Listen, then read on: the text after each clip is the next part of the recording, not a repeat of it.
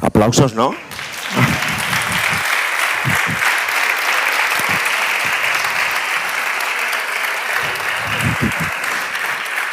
Lo entiendo, se los ha llevado todos el melenas del mago, y entonces ya. Bueno, me van a disculpar la pequeña afonía, pero es también, como decía antes, la emoción me embarga en estos días, y sobre todo cuando tengo que dar paso a una charla maravillosa que Valladolid les quiere regalar. Dentro de todos los actos tan bonitos que hemos tenido y que quedan aún mañana, porque mañana tenemos a Dolores Redondo y Julia Navarro, pero sin duda alguna uno de los platos fuertes que vamos a tener en Valladolid 2022 es este maravilloso encuentro entre dos amigos entre ellos. También tengo el honor de que he tenido ocasión de compartir con ellos momentos literarios, pero sobre todo dos amigos que se conocen muy bien y que son dos estrellas maravillosas del mundo de la literatura y del periodismo también. Bueno, quiero saludar, entre los muchos asistentes que hay aquí, está María José Solano de zendalibros.com, a la que saludamos, y a Guillermo Garavito de ABC. También está mi compañero de Televisión Española, Mino del Moral, cubriendo el acto, porque bueno, pues es un momento de los mágicos que hemos tenido aquí en Valladolid, esta presencia de esta tarde. Jorge Fernández Díaz es yo soy muy fan de él. Tuve ocasión de hacerle un conversatorios en Casa de América hace unos años y bueno, es maravilloso cómo escribe y sobre todo cómo apuntilla la realidad de un país como su país, la Argentina, en temas candentes. Además tiene un protagonista excepcional que es Remil, el agente Remil, que es el protagonista de su trilogía que les invito a que lean, editada por Destino, que empezó con El puñal, La herida y este último libro, que es el que está, lo pueden encontrar ahí también, cómprenlo porque merece la pena, La traición. Y bueno, pues Arturo Pérez Reverte, ¿qué les voy a contar? Es uno de los emblemas de la literatura desde España para todo el mundo, una persona que no solamente nos ha guiado a los periodistas, que hemos tenido el placer de compartir con él, aunque unos minutos, pero sí como espectadores y muchos de los corresponsales de los periodistas, gracias a verlo como corresponsal en Televisión Española, quisimos tirar por esa senda periodística, pero sobre todo como escritor nos ha ofrecido y nos sigue ofreciendo, porque el día 4 estará ya de nuevo en las librerías su última novela, Revolución, el 4 de octubre. Los que amamos su literatura estamos esperándolo, pero sobre todo lo que nos va a emocionar es ver a dos popes de la literatura aquí en Valladolid. Pido un fuerte aplauso tanto para Arturo Pérez Reverte como para Jorge Fernández Díaz.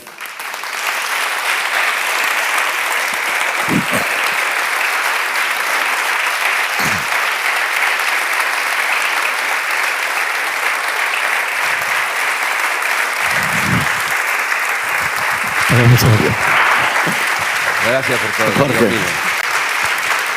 pues adelante.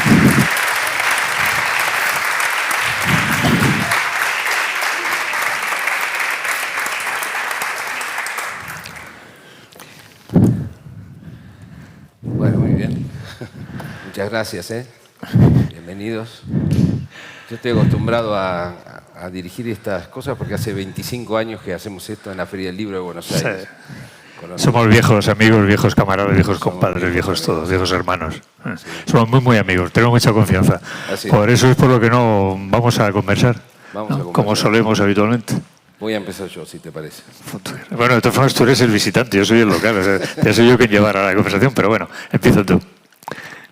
Cuando nos conocimos hace 30 años, nadie pensaba en lo que pensaba Arturo Pérez Reverte, que estaba saliendo del periodismo. ¿Y qué era lo que pensaba? Pensaba que no podía ser que los anglosajones se hubieran apoderado de la épica y del misterio y del enigma, que solo ellos pudieran practicarlo con éxito, de manera intensa. Y él se proponía intentarlo. Yo creo que ese fue un acto vanguardista, ¿no? En el que nadie creía. Vamos a explicar que la crítica de ese momento le parecía intolerable un thriller, intolerable un detective español o en español, intolerable todo eso. El éxito de la Tabla de Flandes y posteriormente de otras novelas, yo creo que abrió un camino enorme. Creo que no estaríamos aquí si ese camino no se hubiera abierto, verdaderamente, ¿no? Bueno, vale, esta. Ha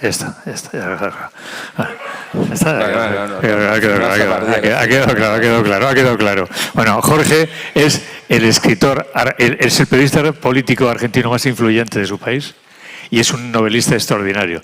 Yo siempre he dicho que para entender Argentina hay que leer a Jorge, en sus novelas y en sus artículos. Somos muy amigos y yo nos conocimos porque compartimos un montón de lugares comunes de ambos, quiero decir, en la literatura, y me hizo una entrevista, nos hicimos amigos y entonces tenemos esa relación de amistad muy estrecha. Y no me ciega la pasión, o sea, Jorge es imprescindible. Primero por su valentía, es uno de los, no uno de los, sino es el único periodista político argentino que es capaz de decir, desde un punto de vista ecuánime, no sectario, no agresivo cuando tiene que serlo, no condicionado por intereses bastardos, decir lo que cree que es justo y lo que cree que es injusto en su país. Entonces, la voz crítica de Jorge, la lucidez y la valentía y el coraje de Jorge son admirables y son fundamentales, ¿no? La prueba es que, bueno, tiene 400.000 lectores cada día en prensa y en radio, un programa de radio que ha tenido ahora. Lo quiere dejar porque está cansado de madrugar y de estar por la noche, pero bueno, es influyentísimo, como digo, y es un magnífico novelista. Cuando yo he leído todas sus novelas, evidentemente, ¿no? Y hay momentos en los cuales he comprendido cosas. Yo viajo a Argentina hace muchísimos años, antes incluso de conocerlo a él. Pero hay cosas que he comprendido de Argentina que he penetrado en lo que eran realmente gracias a sus novelas y a su literatura. Así que bueno, pues tengo, aparte de la deuda personal, tengo con él la deuda como lector suyo que soy. Soy un lector ferviente, un lector de verdad, entusiasta. Un libro de Jorge significa ponerme nervioso. O sea, a ver qué me ha hecho el honor, además. ¿Qué error va a cometer? Me ha hecho el honor de mandarme alguno cuando aún estaba sin publicar, para que yo lo leyera, como aquel que me mandaste, Estadio Hotel Alvear de Buenos Aires, ¿no? Sí. Que lo leí y después destruí la... Claro, porque Arturo es Arturo, ¿no? O sea, yo escribí El Puñal, que es una novela de espionaje, y le di la mitad. Él estaba en el Hotel Alvear de Buenos Aires, y me llamó el último día y me dijo que está muy bueno, me gusta mucho, qué sé yo. Te voy a decir algo, me voy rápido, así que voy a hacer lo que hacían los espías después de la Segunda Guerra Mundial, que es mojar rápidamente en la bañera los originales y romperlos cuando estén, para que nadie pueda leerlos, ¿no? Sí. Por eso nos queremos, nos respetamos y nos queremos mucho y nos leemos mucho el uno al otro. Entonces, cuando yo voy a Buenos Aires, pues él se encarga de cuidarme y de presentarme a su público. Cuando viene a Madrid, a España, pues soy yo quien a menudo pues está con él. Déjame decir nada más una cosa más de ti y después te abandono completamente. Bonito, que le ha encantado el lechazo. Anoche me lo llevé a un sitio que estaba muy bien y hoy a otro, y está entusiasmado. Me está matando, tipo. Bueno. La última vez, esto es la última vez que me voy a meter contigo, ¿sí? No lo hagas más, yo no traigo nota ninguna. ¿Por qué encaja Pérez Reverte en un festival de novela negra? O festival de novela... Yo también me hago esa pregunta.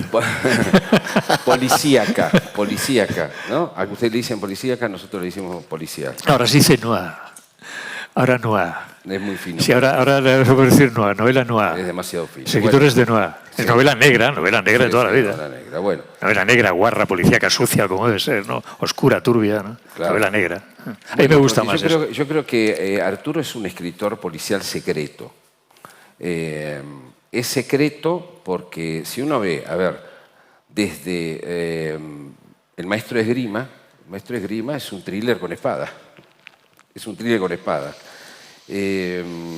La Tabla de Flandes es una de las novelas de misterio moderna, más interesante, lo mismo que El Club Dumas, que tiene un detective, ¿no? Que no solo es un mercenario, es un detective de libros, verdaderamente, ¿no? O La Reina del Sur, que es un policial narco, porque también es El Conde de Montecristo, pero también es, ¿no? Encaja en el thriller narco. La Carta Esférica es la clásica novela del tesoro, ¿no? de tantos que admiramos, pero a la vez que es una novela de aventuras, es una novela cruzada por Hammett, por Dashiell Hammett, ¿no?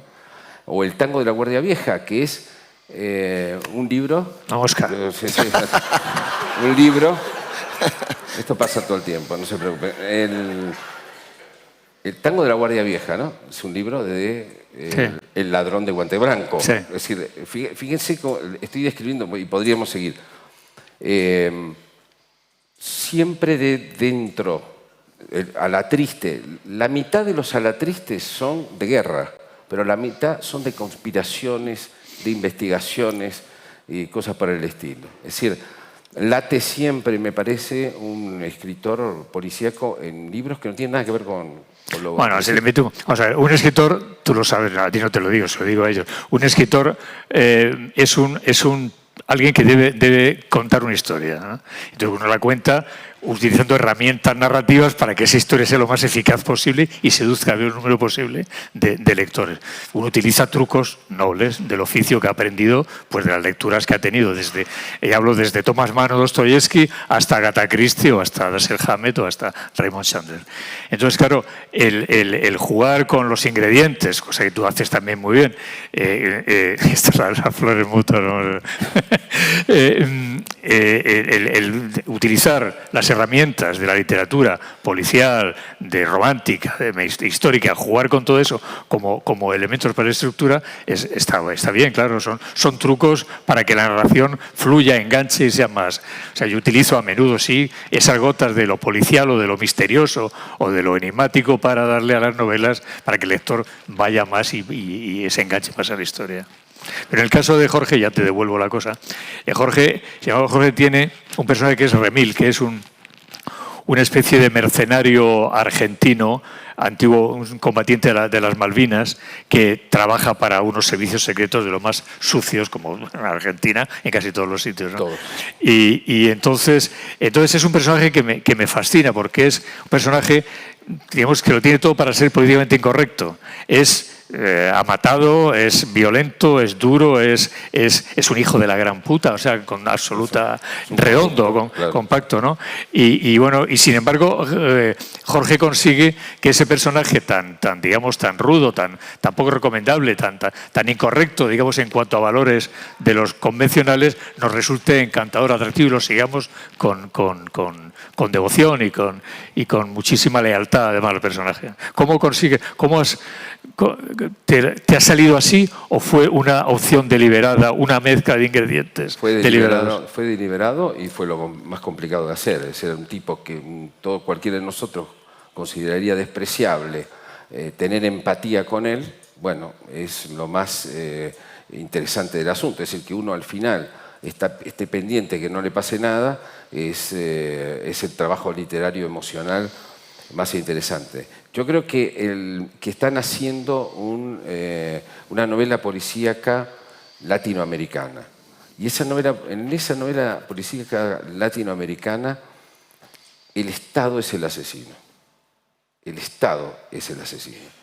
Y voy a dar un ejemplo. Nunca se había tenido que exiliar en la historia un escritor por haber escrito una novela policíaca. Eso le pasó a Sergio Ramírez.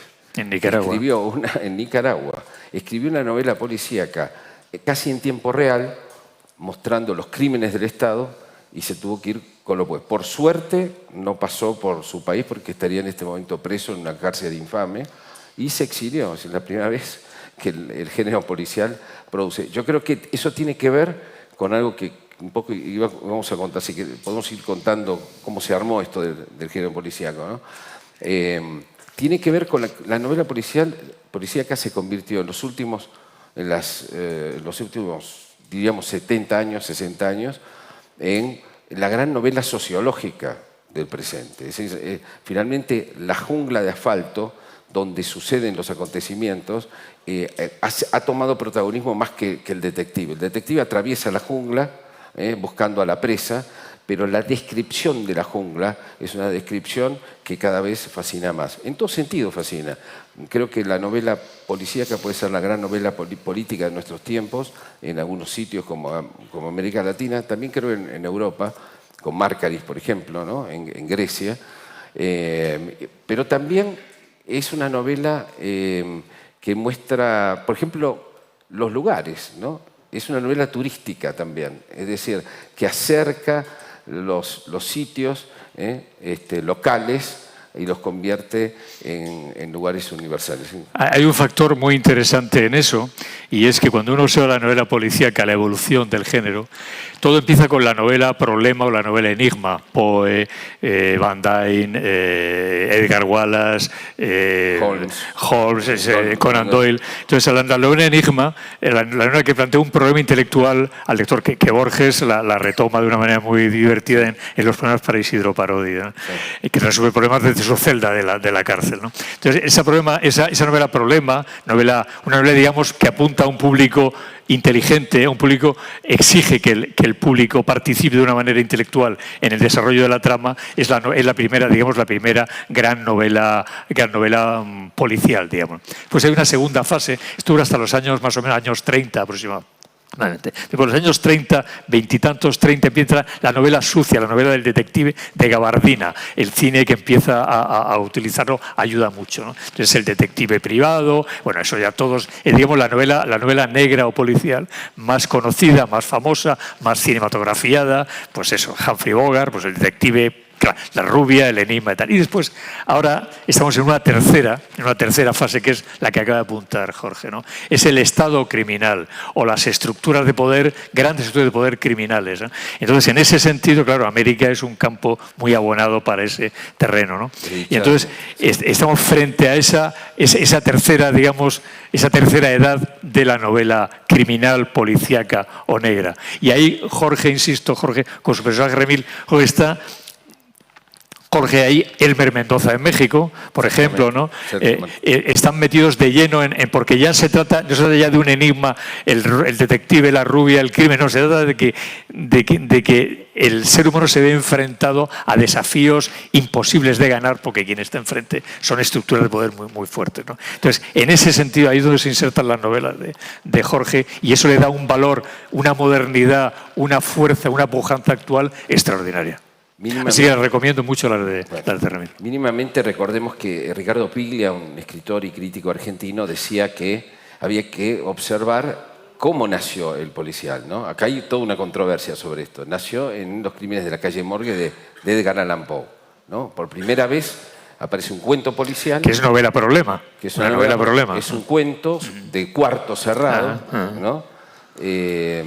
Donde él decía, bueno, el protagonista era Dupin, que es el detective que anticipa a Sherlock Holmes, a Poirot y a todos estos superdotados, digamos, ¿no? Que era un bibliómano, creo que tenía una librería en Montmartre, creo, y que entonces dice, bueno, ahí está, el detective es el gran lector, ¿no? La novela detective es la del lector, leer las pistas, leer las cosas, resolver el enigma. Borges, sin embargo, decía que, no lo refutaba, pero decía que el género, ese era un género fantástico, no un género realista, como había sido el de Raymond Chandler, el de Hammett, el de Ross MacDonald, el de Dolores Redondo, que es realista, sino un género fantástico, es otra rama. Claro, de alguna manera esos detectives son tan superdotados que parecen del género fantástico de la inteligencia, decía él, ¿no? Dividiendo las dos ramas. A él no le gustaba la novela negra y le gustaba la novela de enigma. Yo creo que no es la novela de detective, y por eso tiene tanta perdurabilidad, y por eso estamos sentados acá, ¿no? ¿Por qué nos gusta tanto el policial? Porque está en todos lados, en Netflix, en todos lados el policial. Yo creo que la novela policíaca es la novela de la persecución, de la cacería, ¿no? Creo que el hombre y la mujer cazaban, ¿no? Cazaban, como dicen ustedes, en los orígenes, y esa cacería está en el genoma humano. Y que luego, por la civilización, dejamos de hacer eso, esa cacería dejó de existir, pero que sigue adentro nuestro como una pulsión. Y creo yo que la novela de detectives es la novela que de alguna manera sublima ese deseo de buscar la presa, atravesar la jungla, detenerla y seguir las huellas, etc. Entonces, esa novela de la...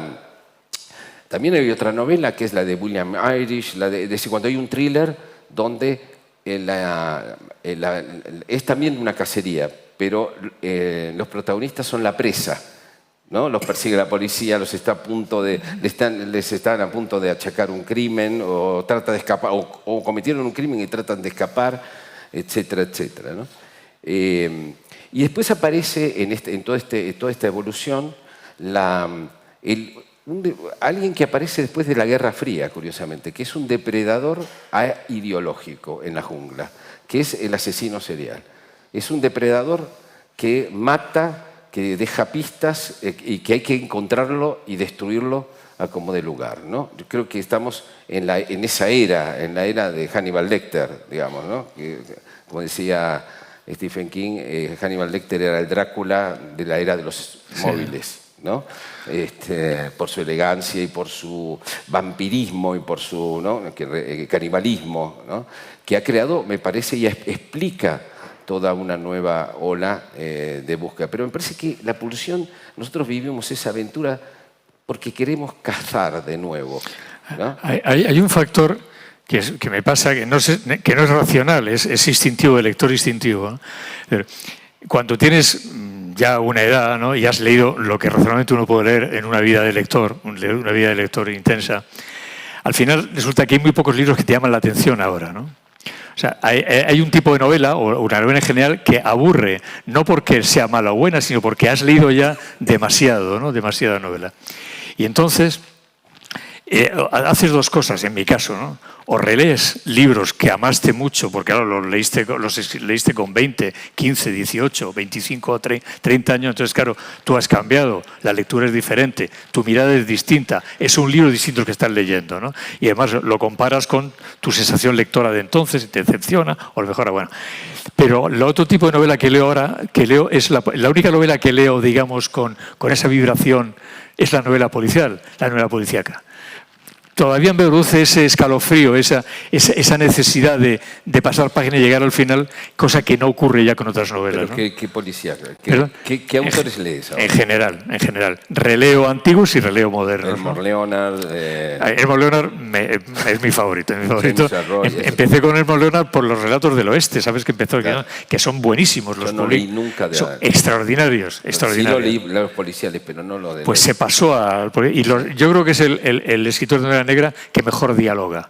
O sea, los diálogos, que ahora con la edad y con el trabajo me interesa más, el diálogo me interesa mucho. O sea, lo estudio como lo vemos nosotros, con lápiz y tomando notas, ¿no? Bueno, y Leonard creo que en este momento es el mejor dialogador o dialoguista que hay en la literatura, tanto negra como no negra, como no negra. Lo recomiendo encarecidamente. Bueno, aparte tiene una novela divertidísima. ¿Te acuerdas aquella de Cómo triunfar en Hollywood que hicieron la película? No. Con una edición que se llama Get Shorty, me parece. Get Shorty, sí. Sí, claro. ¿Te acuerdas, no? Que es una película con Travolta y Danny DeVito. Bueno, los diálogos son extraordinarios. Entonces, bueno, lo que te decía, resumiendo, o terminando, que la única novela que todavía me produce ese cosquilleo del lector tal es la novela policial. Bueno, después digamos que hay un gran problema con respecto a escribir novela policíaca, y es que los críticos siguen creyendo que es un género menor. O sea, le pueden dar un Nobel a Bob Dylan, pero nunca se lo hubieran podido dar a Raymond Chandler, ¿no? Jamás. Ni a Agatha Christie. Ni a Agatha Christie, ni a nadie.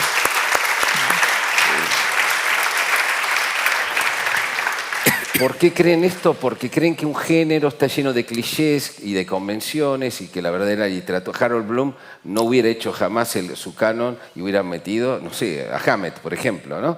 Que es tan bueno como Hemingway, por lo menos. Por lo menos. De Agatha Christie, el asesinato de Rogelio Ackroyd es una obra maestra de la literatura. Nosotros somos defensores de Agatha Christie. Mucho. Yo sé que hay varios críticos, pero nosotros somos defensores acérrimos. Sí. Bueno, hay algo ahí del prestigio. Cuando Borges comienza a crear un canon a contrapelo de esto, Borges, que era bastante difícil, un escritor...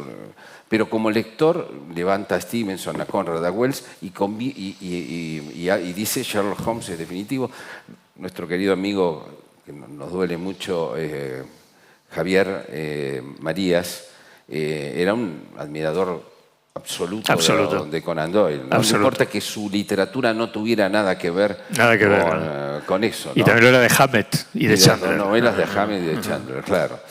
Lo que significa que un autor puede perfectamente admirar mucho a otros autores y no tener nada que ver en cuanto a trabajo con ellos. Claro. Ahora, me parece que todavía sigue habiendo un problema con respecto al prestigio, que sigue siendo de segundo orden un género, cuando los géneros, como cualquier cosa, tienen cosas geniales y cosas destructivas. Pero todavía no entran, me dijo una vez una crítica muy famosa, no entran dentro de mi cartografía crítica. Bueno, y me parece que de todas maneras hay una resistencia, no solo por el público, que sigue siendo muy fiel, sino porque ha habido ya reconocimientos de escritores realmente extraordinarios que escriben, sobre todo novela negra, ¿no? Alguna vez habría que volver al enigma, ¿no? Vamos a hacer una cosa, como en un concurso. Vamos uno y otro a decir 10 nombres, 10 títulos de novela negra que sean obras maestras. 1, 2, 3, respondo otra vez. El largo adiós. La máscara de Dimitrios. El martillo azul de Ross MacDonald. Adiós, muñeca. Está bien. No vale repetir, pero bueno. Autor no, novela sí, autor sí. Autor y novela no era. ¿Tienen que ser clásicas nada más? No, puede ser moderna. Puede ser modernas. Bueno, La tabla de Flandes es una obra maestra. No, a mí nosotros estamos fuera. Venga, otra. Viernes 13 de David Goodis. 10 negritos. Ahora está mal decir eso, hay que decir Misterio en la isla. Sí. Claro.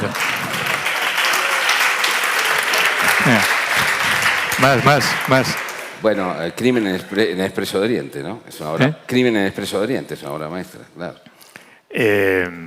No me vine preparado, no lo recuerdo. El americano impasible, que es una novela negra. Que es una novela negra de Graham Greene. De Graham Greene. Magnífica. Mr. Ripley. Claro. De Patricia Highsmith. ¿Cuál de ellas? La primera, El talento de Mr. Ripley. Claro. A pleno sol en película. Claro. Y una última. Mar de fondo de Patricia Highsmith también. Y una última. Diablos, ¿has ganado tú? No, dime una del Morleón al que te guste especialmente, por favor. Es que te juro que se me están amontonando en la cabeza tanto. Estoy intentando sacar una adelante. ¿Perdón? Memento Mori, dice. Moisés, ¿tú qué sabes de eso? Di una. No, es que diría una de los dos, pero... No vale. Una novela, pues cualquiera de Pierre Lemaitre, por ejemplo. De Pierre Lemaitre, por ejemplo. Sí, Alex, por ejemplo. Podría ser. Y La señal de los cuatro, El signo de los cuatro. El signo de los cuatro de Conan Doyle, ¿no? Yo prefiero el perro de Baskerville, pero bueno, pero aún así está bien. Pero yo leyendo, cuando tenía 12 años, el signo de los cuatro, yo me recuerdo a mí mismo leyendo y sin entender bien lo que estaba diciéndome, diciendo yo quiero producirle a los demás lo que este tipo me está produciendo a mí. Y ese fue como el nacimiento de mi vocación leyendo ese libro, ¿no? Era extraordinario. Bueno, Sherlock Holmes, ya sabemos, ¿no? Los dos hemos visto nuevamente, las series nuevas que a él le gustan. Sí. De Basil Rathbone, la serie de Basil Rathbone haciendo de Basil Rathbone haciendo, claro, que es el Oye, ¿hasta qué punto crees que el cine ha desplazado a la... ¿Crees que la proliferación de series, porque ahora todas las series que ves en las plataformas, todas son de criminales en tal, criminales seriales, ¿hasta qué punto crees que está alejando al lector? Eso es muy interesante, porque me parece que hay una sobreproducción. Así como la crítica es tacaña, la producción editorial y televisiva y cinematográfica es abrumadora. Es decir, verdaderamente es abrumadora porque todo eso lo manejan con algoritmos y porque rinde.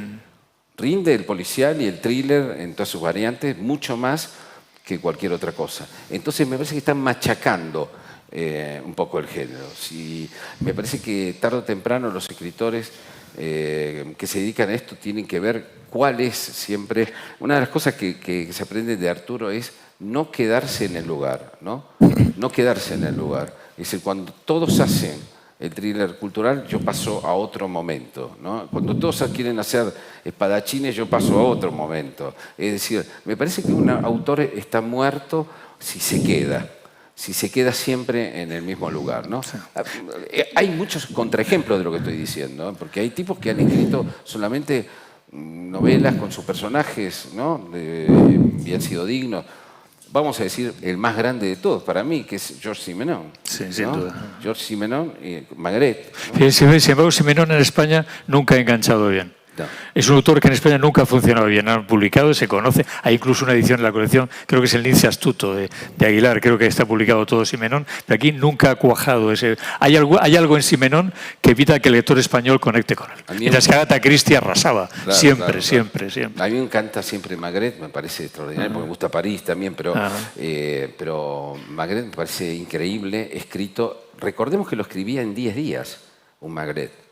Se despedía de su familia, se encerraba y escribía el lunes un capítulo, el martes otro capítulo, el miércoles, jueves, viernes, sábado, domingo, y corregía el lunes y el martes y lo entregaba.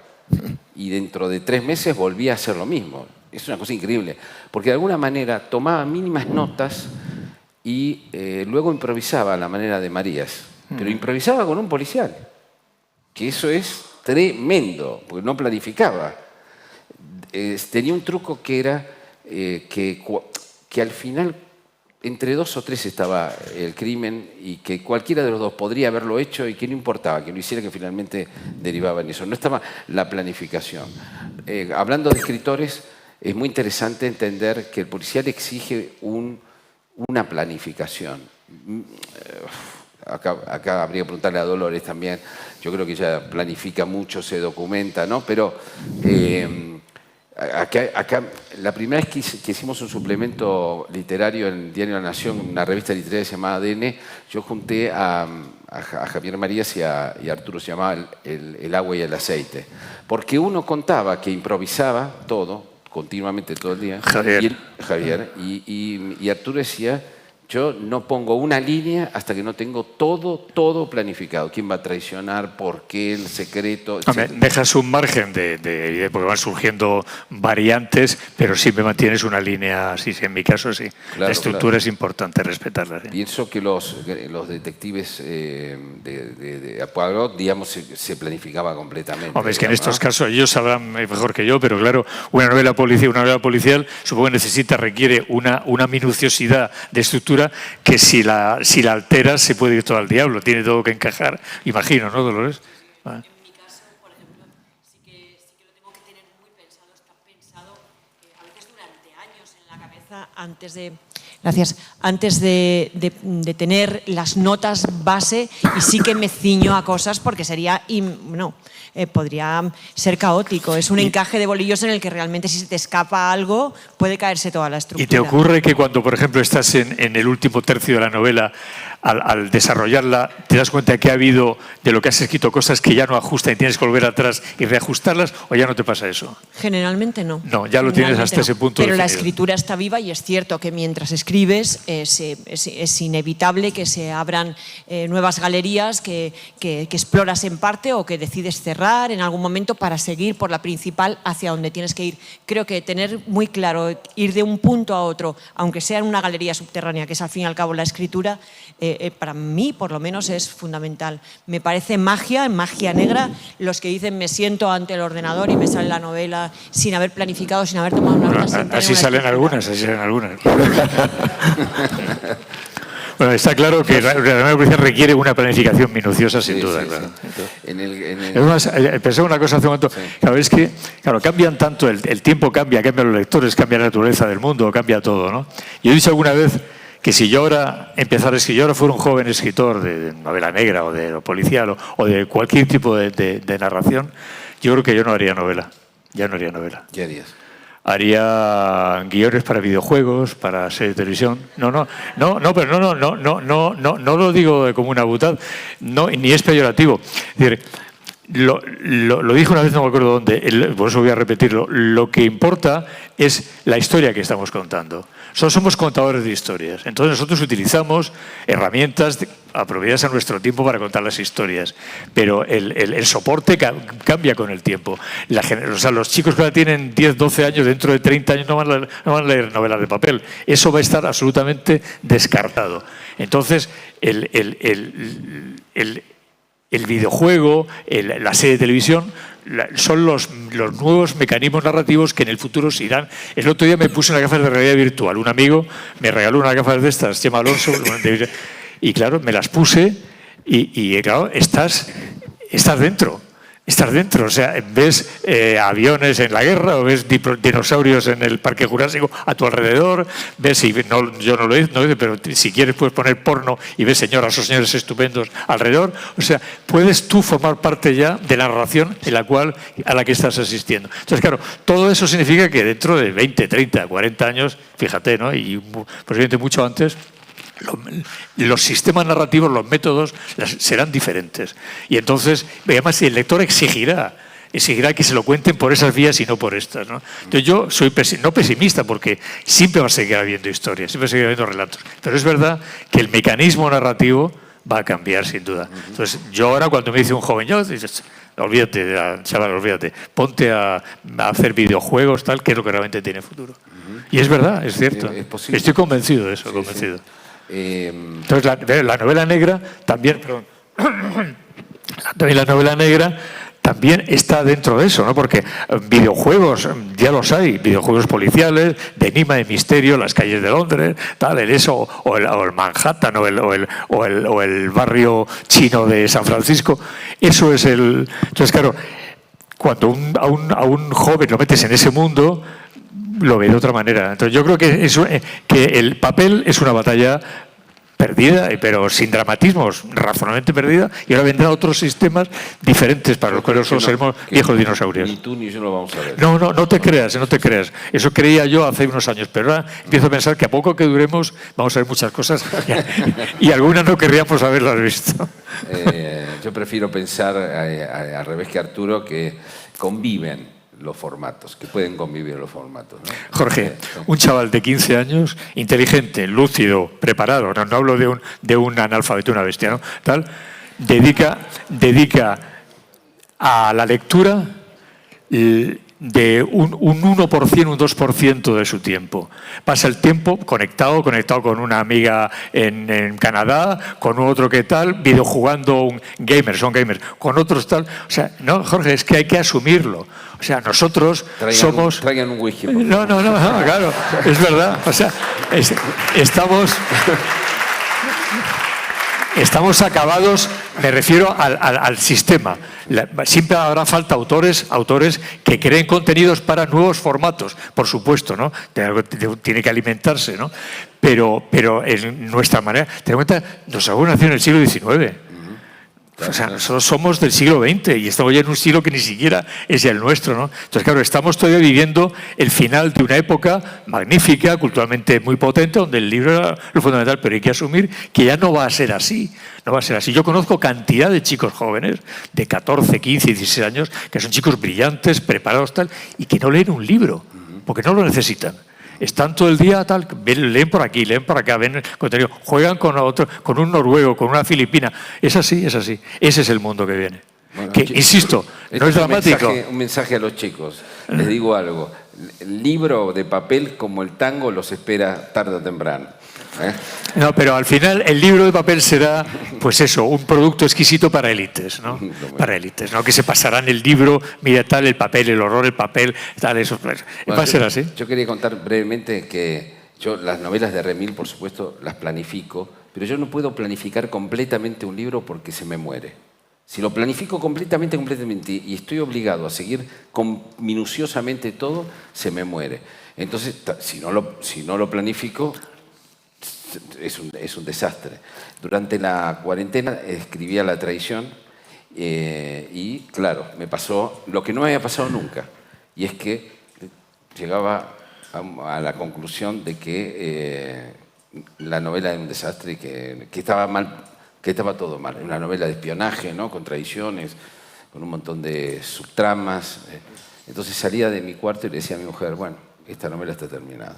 Y mi mujer, que anda por ahí, que es periodista, se sentaba conmigo 2 horas y ella lo sacó adelante tres veces el libro. Ese libro se lo debo a ella porque si no, no lo hubiera podido hacer.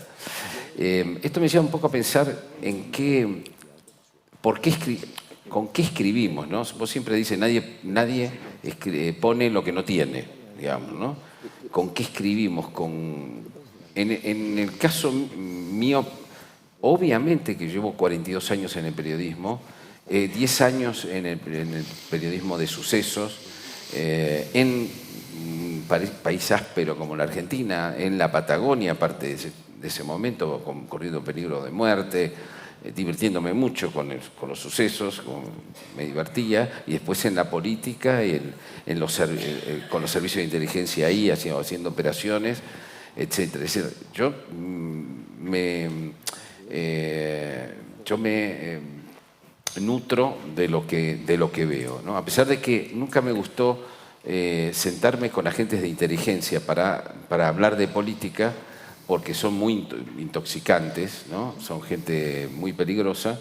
Bueno, después que salió la primera novela, El Puñal, me llamaron un día, me llamó un agente de la CIA y me dijo si podían, varios remiles, dijo así, si podían, se llama remil porque le dicen hijo de remil putas, que es un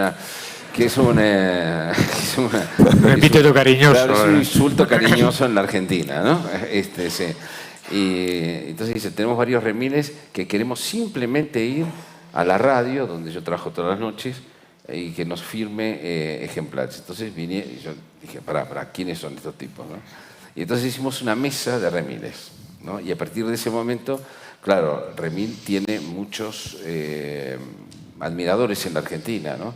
Que son remiles de inteligencia criminal, remiles de inteligencia estratégica, profesores de defensa, etcétera, etcétera.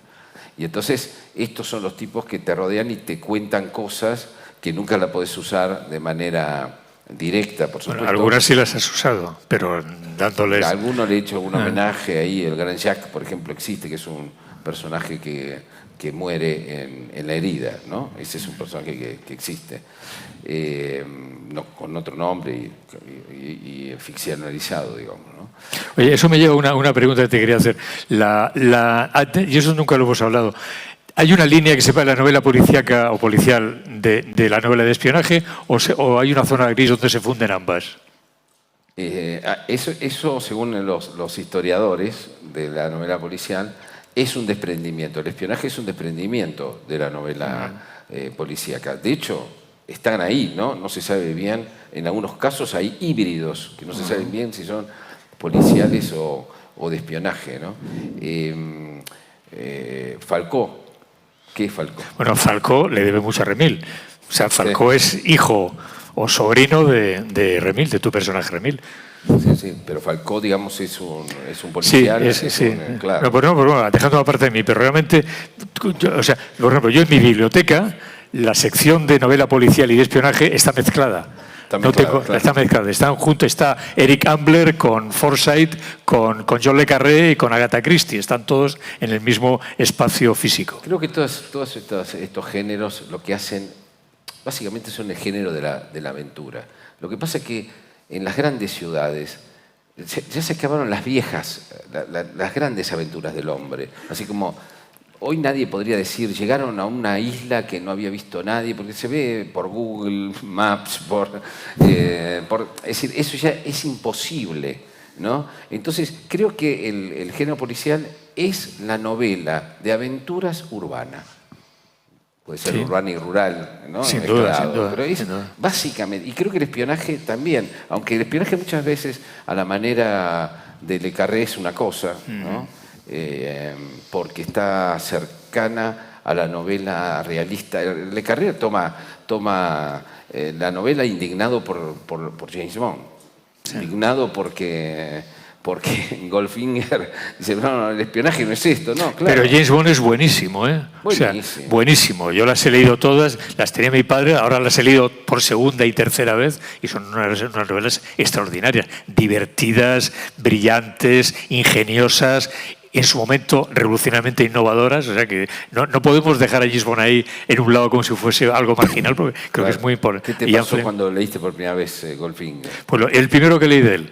Mi padre había ido al cine a ver la película Goldfinger, yo estaba en el colegio, estaba en Los Maristas, y compró el libro.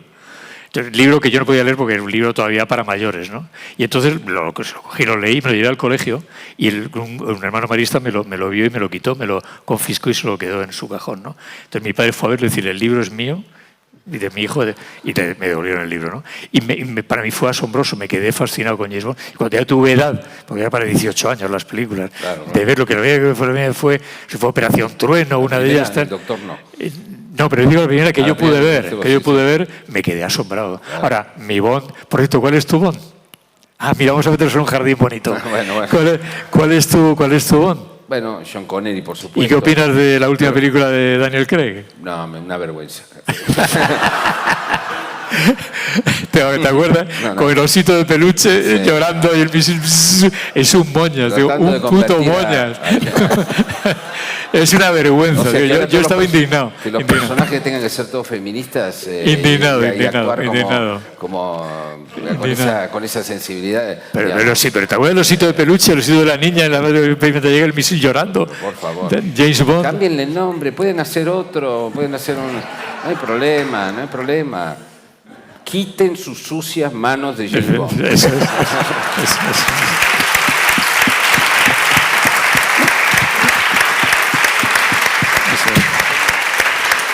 Ahora, James Bond sin duda es Connery sin duda. Es Connery, porque... O sea, el Doctor No, de Rusia con Amor, Goldfinger y Operación Trueno, ese es el momento en el que está el gran momento. ¿Sabes que a los chicos jovencitos les gusta más Roger Moore?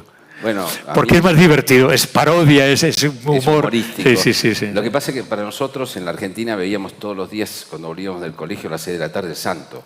Entonces para nosotros Roger Moore era el Santo y luego siguió siendo el Santo haciendo... Por cierto, novelas estupendas de Lee Charteris, que son muy divertidas además. Dicen que no las escribió todas él. Bueno, era una dama, es quizás la mejor de todas ellas, y esa la escribió él. Tenía humor, tenía negro, supongo, claro. Y tenía mucha producción. Claro. Pero ¿qué más da? Tenía su huella, tenía su marca. Bueno, pero me parece que el cine también hizo novela negra muy importante a lo largo de la historia. Creo que grandes, los que nos gustan a nosotros, más allá de John Ford, que no lo hizo nunca, ¿no? Es uno de los pocos géneros que no hizo. No hizo ninguna. Bueno, tiene una medio, ¿no? Que es el delator, ¿no? El delator, sí. Esa es medio negra, ¿no? Medio negra. Sí. Medio negra. Con Víctor McLaren haciendo el chivato irlandés. Y después se lo llevó a McLaren a Estados Unidos, ¿no? Sí. Por eso en Inglaterra. En Irlanda. Claro. Pero, por ejemplo, autores como Billy Wilder, ¿no? Que nos gustan mucho, han contribuido al policial de una manera increíble. Siento que Billy Wilder es considerado uno de los grandes comediantes de la historia del cine. Y, sin embargo, es el que hace... aquí se llamó... ¿Cómo se llama el de Pacto? La película con Barbara Stanwyck. Perdición. Doble indemnización se llamaba la novela. Perdición. Obra maestra. Obra maestra. Claro. Obra maestra. Ahí Hitchcock salió del cine, que no habló bien nunca de ningún colega. Hitchcock nunca, jamás de nadie. Dijo, a partir de ahora, el thriller se escribe Billy Wilder. No hay otra, ¿no? Y después hizo otro policial bueno, después El Crepúsculo de los Dioses, ¿cómo se llamó aquí? Sunset Boulevard. El Crepúsculo de los Dioses. Esa película, ese cine negro, a pesar de que no hay un crimen, bueno, finalmente hay un crimen, final, ¿no? Sí. Al final sí, pero no se trata de quién lo hizo, ni de un detective, ni de nada, y sin embargo el clima, la atmósfera, porque es muy importante en la novela policial la atmósfera, fundamental, ¿no? Hay un cine policial que que ahora gracias a las plataformas se puede ver ya, que es el cine inglés de los años 40, 50. Hay unas películas de cine negro estupendas, casi todas con Jack Hawkins de protagonista, magnífico y muy poco conocido, que ahora se puede ir viendo. Yo recomiendo a quien le guste el cine policial, el cine negro, que si tiene una vuelta por allí. Hay un montón de películas formidables. Esa factura inglesa, sale el tipo al final, el del Gong, ¿te acuerdas, no? Sí. Ahora, algo que... Y de guerra también. Bueno, está, y no me salgo de esto, pero está Mar Cruel, que es la mejor novela de guerra en el mar que se ha escrito nunca, de Nicolás Montserrat, que hicieron una película, que es una película extraordinaria, también está en las plataformas. Bueno, sigue, volvamos. No, te quería proponer que hablemos, porque el policial tiene sus teóricos, también tiene sus defensores, pero curiosamente quedaron por el camino lo que yo llamo los malditos, ¿no? Es decir, hay un escritor popular que en general se dice, bueno, esto fue bestseller, que fue en los 60 y 70, que esos están completamente olvidados. Voy a dar un nombre solo. Ira Levin, el que hace Los niños de Brasil, el que hace La semilla del diablo, que después filma Polanski, ¿no? Un gran escritor completamente olvidado. Y así en los 70... Que jamás salió en ningún suplemento literario. Ninguno, por supuesto. Nunca. No. Eso era literatura... Y no creo que se quejara, ¿no? No, era igual. Para nada, ¿no? Ahí me las den todas, diría. Vos leíste más que yo todavía de eso. Sí. No, en esa época no. Es que esa época me pilló bien. Forsyth, Ira Levin, todas esas novelas de entonces. Además, había muy buenas novelas de ese tipo, tanto de espionaje como Odessa, ¿te acuerdas? Odessa, de guerra, de espionaje y policiales. Esa hubo una época, es una época dorada, esa, los años 70 y 80 es una época magnífica para eso. Quería preguntar una cosa a Dolores, pero se me ha olvidado. Bueno, luego me acuerdo. Sí. A mí me parece que alguien debería rescatar alguna vez a los malditos, digamos, ¿no? Porque ahí hay varias novelas que realmente son extraordinarias. A mí me gustaría que vos volvieras a contar cómo eran las bibliotecas de tus padres y abuelos, porque me parece que son muy reveladoras de cómo te formaron esa biblioteca. Yo no puedo hablar de eso porque mis padres eran dos asturianos, inmigrantes, camareros. No, pero cuéntame, mejor que lo mío, que tiene poca importancia, cuéntalo de tu padre cuando hacías aquella serie. Bueno, te lo voy a perdonar. Es una historia muy bonita, cuéntala, que es muy bonita. No, mi padre camarero, asturiano, y cuando descubre que yo quería ser escritor y periodista, entendió que yo quería ser vago. Claro, simplemente. No le faltaba razón. No le faltaba razón. Porque además el periodismo en el que yo entré en aquel tiempo no era para hacerse famoso, ni para hacerse rico, ni nada. Era una especie de bohemia. Yo aprendí mucho las redacciones de literatura, mucho de narración, de la filosofía. Había viejos borrachos, pero eruditos en la redacción, magníficos.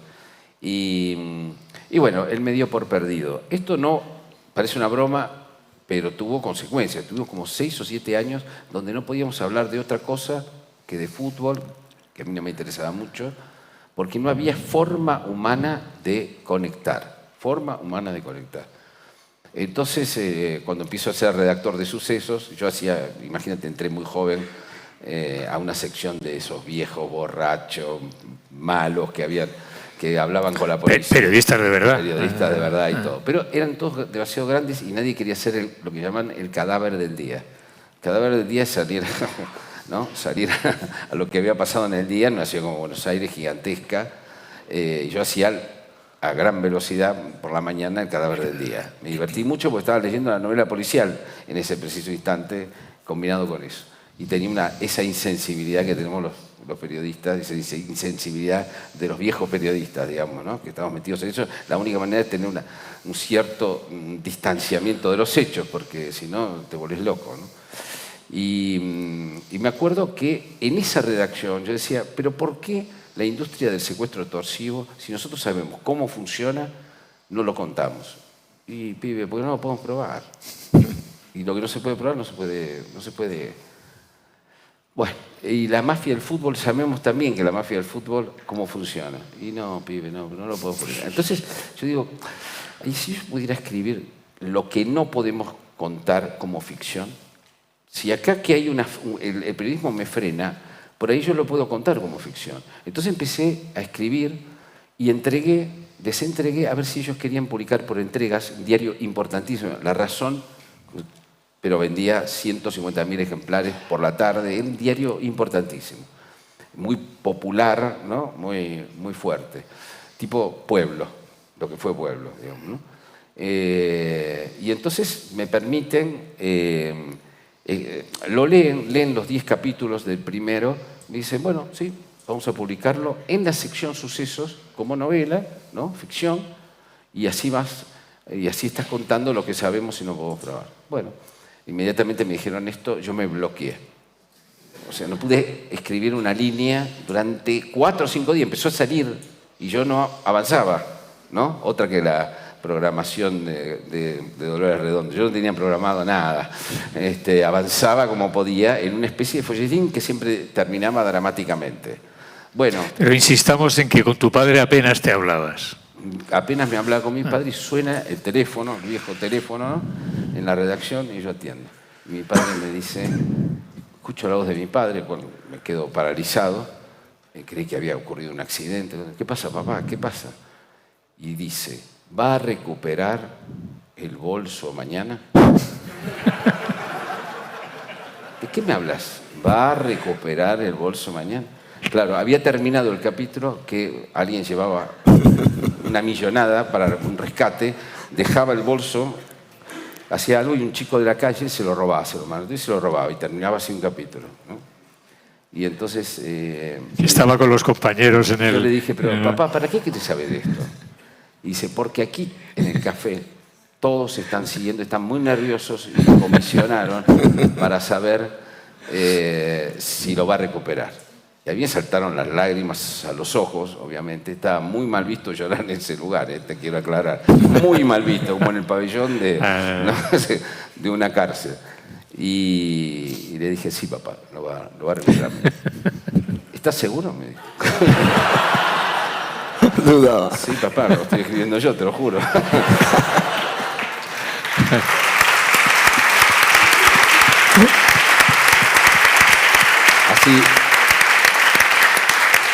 Así fue como la literatura que nos había desunido nos volvió a unir. Es bonito, ¿no?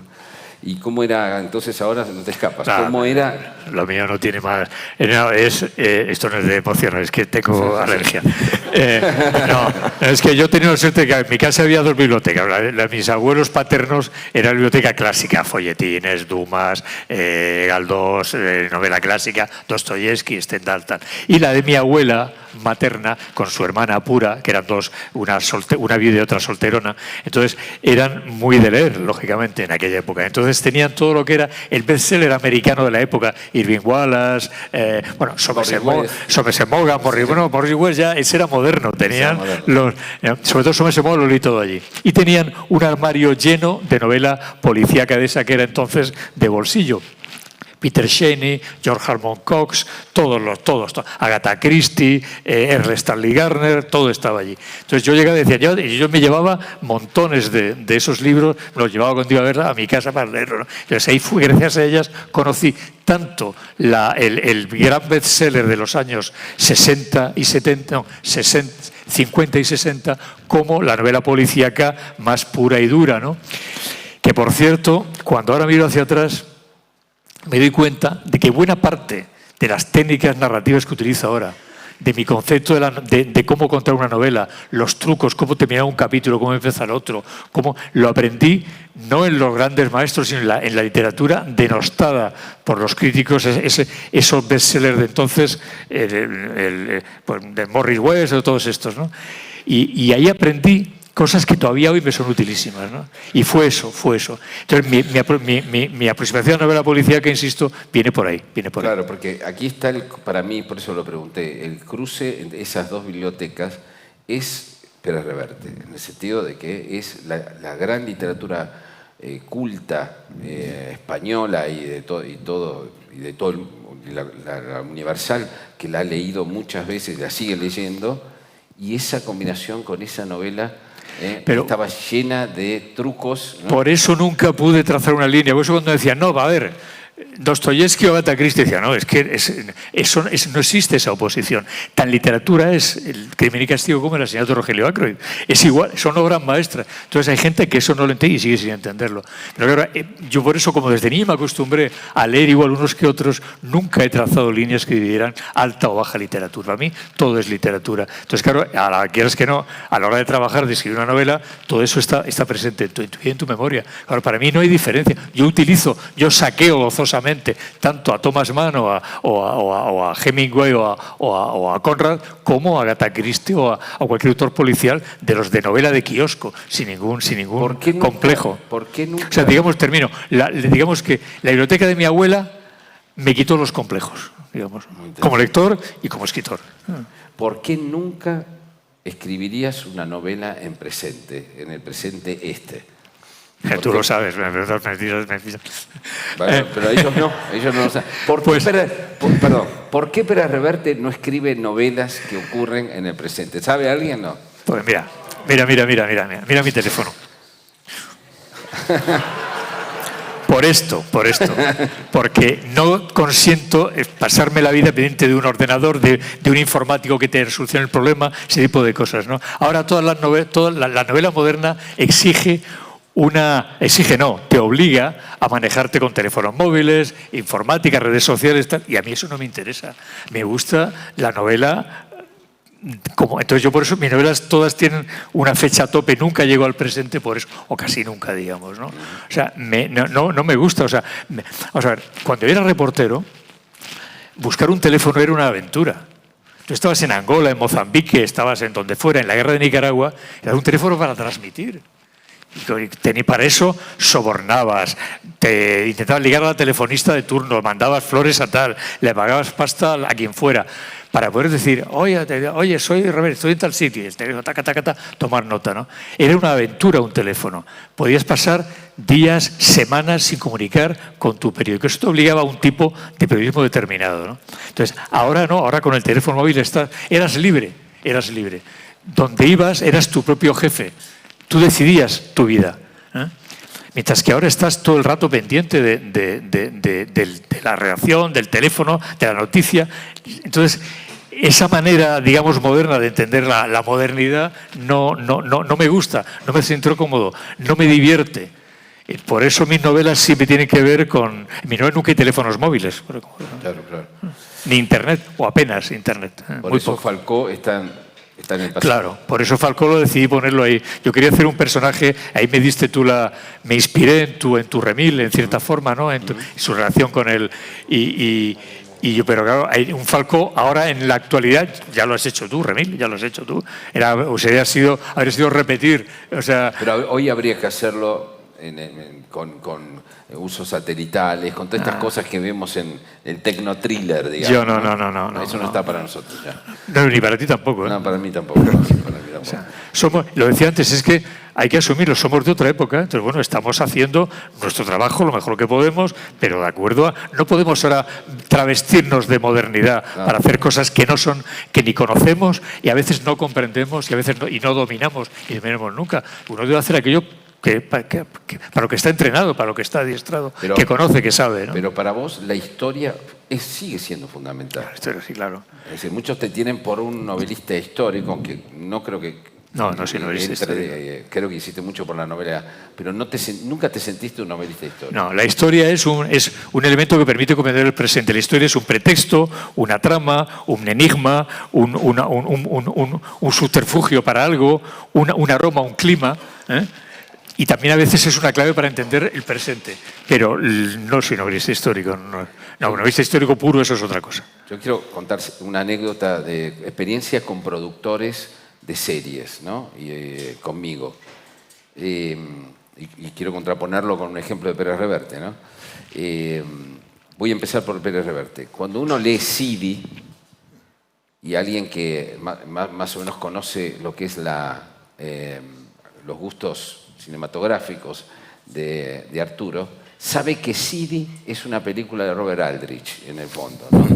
No es una película, pero que de alguna manera tomó la decisión de que fuera un western, y que fuera un western específicamente que es La venganza de Usana, ¿no? Que en verdad se escribió para tratar de escribir de otra manera o reescribir Centauros del Desierto. O sea, Aldrich quería hacer de vuelta Centauros del Desierto. Sí, todo eso es cierto. ¿No? Esa es la cadena. Es la cadena. ¿Sí? Es la cadena. Es una falsa novela histórica, sí. Claro, es una falsa novela histórica porque es un western. Porque es un western. Y reflexión sobre el liderazgo. ¿Sabes que está en algunas escuelas de empresa? La tienen como lectura a la hora de estudiar el liderazgo y relaciones con subordinados y como...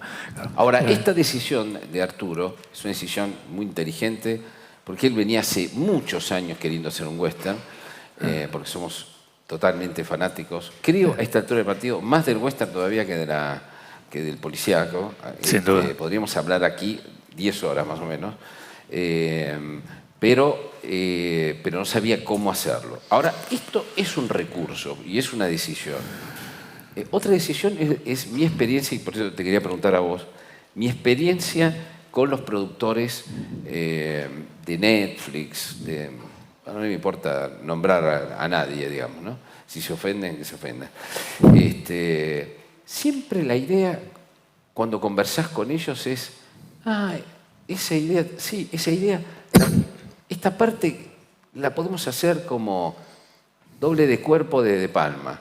Y esta la podemos hacer como el final del Padrino 3. ¿Pero por qué hacer? A ver, cuando yo era no me considero un buen escritor, pero cuando era un mal escritor, decididamente mal escritor, yo robaba de otros. Robaba cosas, situaciones de otros. Toda la literatura es eso. Robaba del mundo digamos, de lo que veía. Con el tiempo y la maduración, yo decidí robar de la realidad, ¿no? ¿Para qué estar todo el tiempo robando de otras escenas que eso no da Sidi? Sidi es una decisión, ¿no?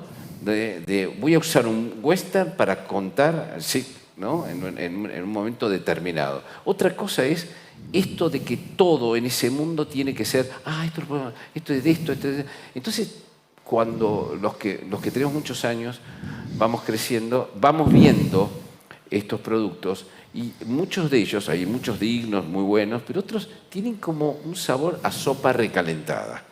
A que ya la vimos y te la recalentaron muchas veces. ¿Y cómo no te la van a recalentar muchas veces? Si conscientemente ellos no pueden pensar fuera del marco del robo, para decirlo suavemente, ¿no? Es cierto. A vos no te pasa... Digo, hay una gran diferencia entre la sopa recalentada y tomar decisiones de referencia de otra cosa, digamos. Uno lee el italiano, que dicho sea de paso arrasó en la Argentina, que está llena de italianos. Arrasó verdaderamente, ¿no? Y bueno, ahí dice, acá hay algunas películas de la década del 70 o 60 que uno puede... pero le huele nada más, no puede identificarlo. Y lo que está pasando no es que está robado de otras cosas, está... Mira, yo siempre te he dicho lo mismo, en el cine y en la televisión, cuando escribes una historia la quieren comprar, véndela y olvídate. Es verdad, o sea, querer seguir no, queremos que colabores. No, porque no se va a parecer en nada a tu novela. Una novela en manos del cine es en manos de un director, de un guionista, de un maquillador que te va a cambiar, de un actor, de un atrecista, de un director artístico. Entonces, es sufrir. Yo hace tiempo que comprendí que el cine es, vale, de acuerdo, lo compran, paguen ustedes, adiós y ya está. Pero no hay que sentirse nunca, no debemos sentirnos nunca comprometidos sentimentalmente ni intelectualmente con el producto de lo que salga de nuestra novela. Que es un buen consejo. Pues eso porque el lector no sabe que te han pagado por eso 200.000 euros. ¿Perdón? No, es que aunque estés encima, aunque digan no tal, aunque trabajes en el guión, después va a haber un montón de manipulaciones, como acabo de decir, y no tiene nada que ver con la historia. Mira, cuando Roman Polanski cuando iba a hacer la novena puerta con Johnny Depp y con la novela El Club Dumas, me dijo, quiero que trabajes conmigo en el guión. Y yo le dije, no, porque sé lo que es esto, sé que al final es tu novela, es tu película, y yo, si me gusta, la aplaudiré, y si no me gusta, me callaré, pero no quiero estar implicado. Entonces, ese es el consejo que doy siempre. Nunca jamás, y llevo muchos años en esto y sabéis que tengo información suficiente, nunca jamás os sintáis vinculados, nunca queráis ir más allá, sois putos novelistas. Nada más, vender los derechos al cine, trincar lo que podáis y esperar que el producto sea lo mejor posible. Pero es que no podéis hacer nada. No podéis hacer nada. Si la novela está bien, está muy bien la pena. Oye, por ejemplo, acabo de ver La piel del tambor, que la han rodado ahora con Isabel. La película es estupenda. Me gustó. Cuando dijeron Amaya Salamanca de Macarena Brunner, dije, no, me corto, me chino. Bueno, pues la he visto y está soberbia. La película es una película excelente, pero la han hecho sin mí. Igual que otras malas la han hecho también sin mí. La veo y está, ¿no? Pero nunca os mezcléis porque es sufrir, es una agonía sin ningún tipo de compensación más que la económica. Por alusiones, por El Guardián Invisible me dieron 6.000 euros. Bueno, pero No la aplaudan, por favor. Bueno, pero llevas poco tiempo. Date cuartelillo, date tiempo. Yo llevo 35 Ahora años sí, siguiendo la novela. Sí.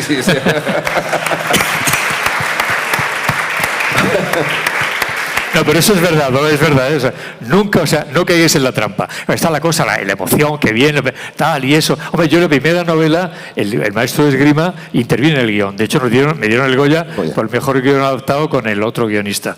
Pero fue un accidente casual. Desde entonces procuro mantenerme fuera. Es mi consejo siempre. Cuéntales qué pasó cuando te diste cuenta que Johnny Depp iba a ser de... Sí. Iba a ser de corso. En Toledo se iba a rodar en Toledo y se presentó allí el rodaje, empezó el rodaje allí. Entonces hubo una fiesta y tal, estaba el alcalde de Toledo, los productores, el Polanski, la mujer de Polanski, y llegó Johnny. ¿Qué más? Johnny, ¿qué pasa de corso? Johnny Depp. Y yo estoy esperando que yo no conocía nada de Johnny Depp, yo no he visto ninguna película suya. Y lo veo entrar un tío con una gorra al revés, un canuto de un palmo meando, una trompa de narices, ¿no? Y haciendo eses, ¿no? Digo, este hijo de puta va a hacer de mi papel. Le rompo las piernas, digo, bate de béisbol. Estoy cabrón. No, me descompuse. Y al día me dijo Polanski, tranquilo Arturo, ya verás mañana. Al día siguiente me senté ayer y me quedé asombrado. O sea, se había convertido en Corso. Extraordinario. Era en Lucas Corso. Ahí está, quien ha visto la película, sabe lo mejor de la película, que es una película irregular, que está bien, pero él está formidable. Pues eso es un actor. Y una cosa que aprendí también con esto del cine, que es que los actores, si hay alguno en la sala, lo siento, es la gente más vacía que he visto en mi vida. O sea, cuanto mejor es el actor, menos tiene en la cabeza. Quizá por eso es bueno, porque es capaz. Hombre, o sea, John Wayne hace John Wayne, estamos hablando de otra cosa, ¿no? Pero un actor versátil, tío, sí. Un Robert De Niro, estoy seguro, que es analfabeto, estoy seguro. No, porque no. Porque no, bueno, decís vos. Sí, porque es que no proyectan. O sea, son capaces de resetearse ellos mismos y hacer otra cosa al día siguiente, ¿no? Sí. Pero es una decepción. Al empezar a conocer actores, he conocido muchos y actores muy buenos y tal, he estado con ellos. Viggo Mortensen es diferente. Viggo Mortensen es un tipo que lee, que piensa, es un tipo que tiene un mundo intelectual potente, pero es la excepción.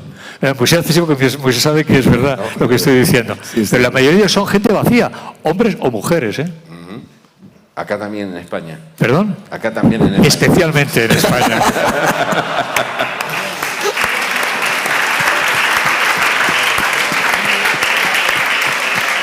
No, pero insisto, hay excepciones, evidentemente hay excepciones notables, pero la mayoría son así.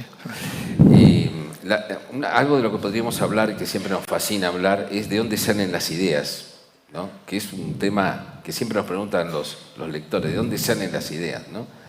En mi caso puede pasar cualquier cosa. Puede ser que un libro, estén leyendo un libro y descubra que no se escribió tal cosa. Cuando hablamos de ideas para anotar, ni siquiera ideas para realizables, ¿no? Algunas creemos que son realizables y no lo son, ¿no? Pero las ideas, en el caso, por ejemplo, de Remil, es impresionante, porque la realidad trabaja para Remil, ¿no? Acaban de ver ustedes como un neonazi, un descerebrado, no sé, gatilló misteriosamente una Versa cargada, no salió la bala a la vicepresidenta. No hizo así. Simplemente no hizo así. Que eso es lo interesante. Sí, teniendo cargada el arma. No martilló el arma. Claro. Y después inmediatamente se cayó el móvil y se borró misteriosamente todo lo que había adentro. Bueno, claro, eso es una escena para Remil, ¿no? A ti te lo da, la realidad al final te lo ha hecho. Me dan servida los acontecimientos. Pero también a veces estás viendo una película y decís, pero no porque esa película dispare o se trate de esa película, sino porque esa película te hizo pensar en algo. Y bueno, ¿cómo? Pues mira, te voy a decir, esto me pasó hace 3 días. Terminé una novela, nosotros somos escritores profesionales, siempre hay una historia o varias en la cabeza que al final hay una que se decanta, que se impone a las otras, ¿no? El otro día hay una historia que tengo en la cabeza hace muchísimos años, un tema clásico, pero para darle una versión novedosa a un tema clásico, que es lo que me gusta mucho, utilizar elementos e intentar darle la vuelta. No lo hago con frecuencia, como pues sabes muy supuesto con la cabeza, y es verdad, no hago. Entonces, y hay un asunto que está conmigo de hace mucho, por lo menos 15 años, con él en la cabeza. Y el otro día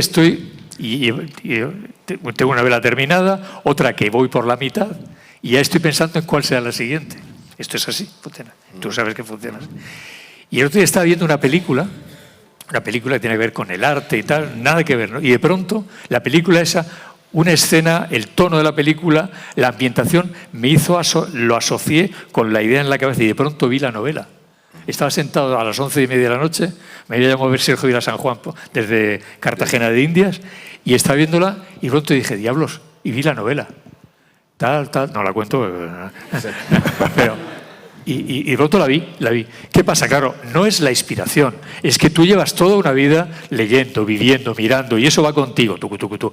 Y eso va tomando formas, ¿verdad? Dolores, sueños, imágenes, situaciones, historia. Y de pronto hay algo que aglutina, que atrapa parte de eso que llevas en la cabeza y conforma una historia. Historia que después, a lo mejor después muere, a lo mejor después empiezas a escribirla y ya no. Esto no funciona, 40 páginas, pues adiós. 3 meses de trabajo a la papelera o 10 meses de trabajo. Bueno, y empiezas otra, no pasa nada, esto es así, ¿no? Son las reglas. Pero el clic que desencadena, que aglutina en torno a ese clic parte del mundo que tienes en la cabeza, es como nacen mis novelas todas. Y eso me pasó hace 4 días. Ahora sé qué novela voy a escribir cuando termine la que estoy escribiendo. Si no me equivoco. Ahora, y si vivo para escribirla, claro, esa es otra. ¿Alguna vez algún lector te dijo, escribí esta novela, esta es la novela que tenés que escribir, y le hiciste caso o no? No, los lectores deben estar callados y leer. No. O sea, el lector con buena voluntad te sugiere cosas, ¿no? Además, ya sabes, tengo una historia estupenda para usted, tal, a ver si puedo, te mandan una carta, te cuentan, tal, mi abuelo, tal, y está muy bien, y los lees con mucho cariño y tal, y prestas atención, pero no, realmente, el tipo de escritor que nosotros somos, digamos, somos autosuficientes en ese sentido. Y no es inmodestia, es que tenemos nuestro propio mundo, ¿no? Es muy difícil que una historia ajena te penetre, porque lo nuestro lleva mucho tiempo cociéndose en el. Entonces tienes ya tus propias. No, es de una historia estupenda. Ni los editores. Sí, usted es buena historia realmente, pero realmente cada vez tengo las mías, ¿no? Tengo las mías. Y bueno, y eso es lo. Tal vez con Trafalgar se te ocurrió a vos hacerlo en O la editorial dijo... No, es que ahí mentimos como bellacos. Ahí dijimos que la editorial me lo había encargado para el... Sí. Mentira, se me ocurrió a mí. Pero digamos, la campaña de publicidad, el lanzamiento se hizo, no, la editorial le ha encargado de Reverte, por aniversario, un libro tal. Pero la verdad se me ocurrió, me apetecía contarlo. A mí me pasó, yo escribí un libro que se llama Mamá, que es sobre mi madre. Mamá es una obra maestra. Sí. Es un libro que ha hecho llorar al lector. Quien no lo ha leído todavía debe leerlo, es un libro extraordinario. Y perdónenme, cuéntales brevísimamente la sinopsis de Mamá, porque realmente merece la pena. No, mi madre en 1947, un momento de la posguerra civil española, con 15 años, en una aldea, sin nada, realmente para salvarla del hambre. Cuando digo hambre es literalmente hambre, no hambre. Mi abuela la coloca a mi madre en un barco y la envía a Buenos Aires, la tierra prometida, que éramos entonces, hoy somos la tierra destruida, arrasada. Y mi madre con nada, prácticamente analfabeta y nunca había salido prácticamente de esa aldea, había ido una vez a Madrid, pero bueno, no tenía experiencia, llega a Buenos Aires, unos tíos, abuelos la recogen, la tienen consigo, con una especie de hija sustituta, no tenían hijos, y sirvienta, ¿no? Una mezcla medio rara, y bueno, ella crece siempre en ese lugar. Dicho sea de paso, hay algo curioso, y es que mi tío abuelo quería ser español. Era español, quería ser argentino. O sea, lo fino era ser argentino. Y lo español era... Argentinizarse. Claro, argentinizarse. Lo elegante. Trataba de que no se le notara el acento español. El gallego, no quería que fuera gallego. Claro, el gallego, como dicen. Nosotros entre nosotros hablábamos bable cuando éramos chicos. Yo hablaba bable en casa. Pero tenía un hermano, Mino, que quería tocar la gaita, porque le gustaba mucho tocar la gaita, y él no se lo permitía porque los vecinos se iban a enterar que éramos españoles nosotros, ¿no? Y eso no estaba bien. Entonces abría la tapa del sótano y Mino bajaba y tocaba la gaita en la clandestinidad, ¿no? del sótano. Bueno, mi madre creció siempre con la tragedia de no poder volver, porque las cosas iban a venir los hermanos, no vinieron, iba a venir su madre, no vino. Ella le costó mucho, fue pobre, le costó salir adelante, y quedó atrapada del otro lado. Y esto es una tragedia siempre existencial, un drama existencial terrible. Así que cuando entró en una enorme depresión, nosotros, como buenos argentinos, mandamos al psiquiatra o al psicoanalista. En este caso, como argentinos que sois, claro.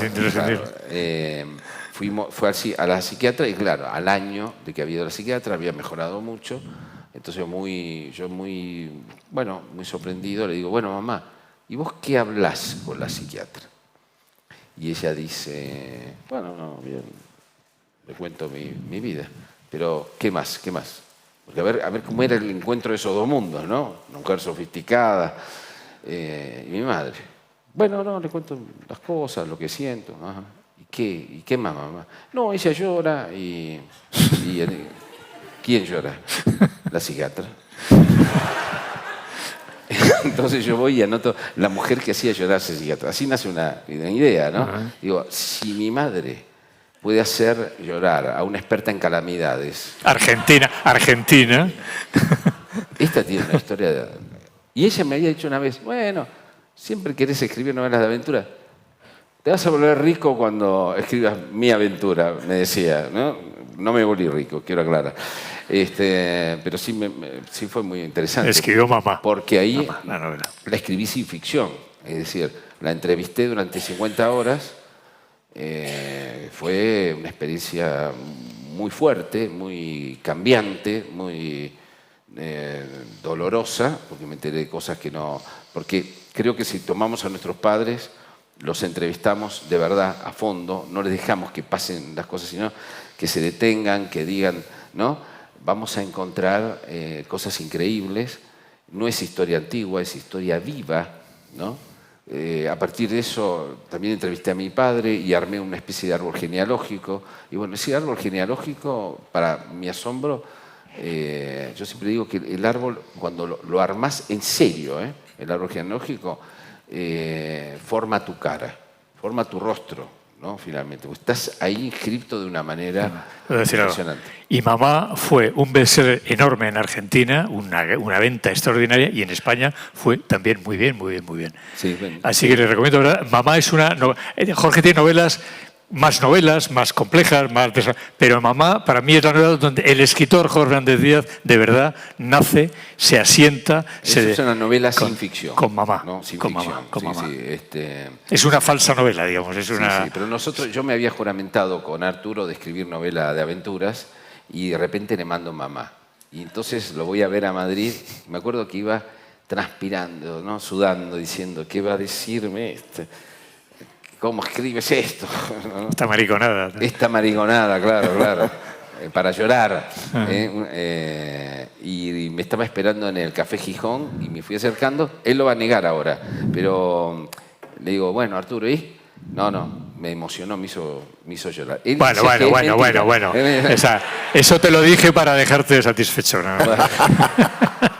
Pero realmente me emociona. Es una novela deliciosa que les recomiendo a todos que lean. Y bueno, ya se nos ha hecho la hora. Voy a hacer un poquito del malo de la película. Ya tanto que nos gusta el cine. Qué lujo, ¿verdad? Escuchar. Bueno, yo no sé, yo sugiero, ¿para cuándo una novela a medias? No. Es muy riguroso él, es riguroso. Le dicen el soldado a él. Los hermanos Cohen han hecho películas maravillosas a dos Dejaremos manos. de ser amigos.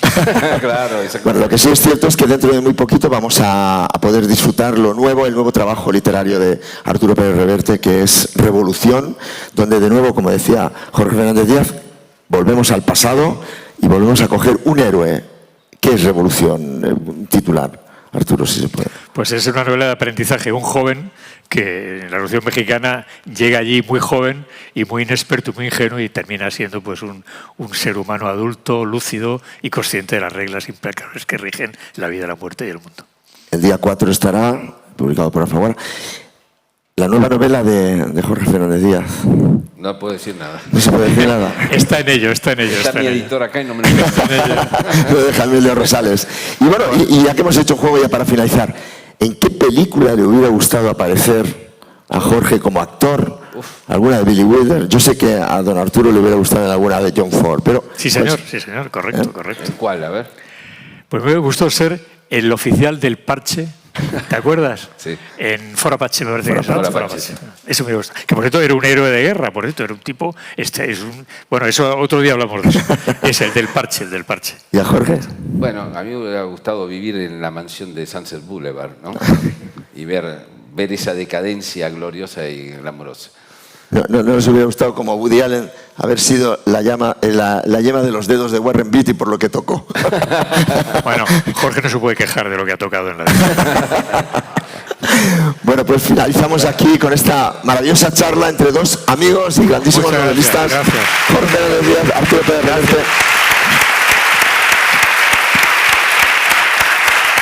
Muchas gracias. Bueno, gracias a todos. Gracias. Un placer. Nos vemos aquí una foto. Nos vemos una foto aquí. Gracias. Muchísimas gracias. ¿Está bien?